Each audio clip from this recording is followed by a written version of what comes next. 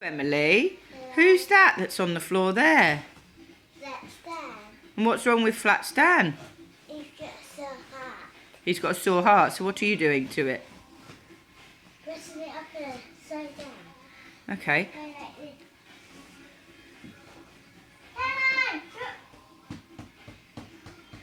Stan, can you hear me?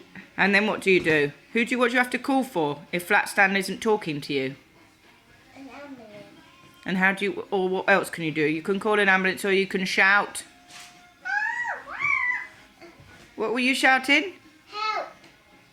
Okay, practice shouting it. Help! Help! Help! And what did you have to tell the ambulance driver when you're speaking to them? What are you going to have to tell them? My phone number and my thingy. What's that? Where you live?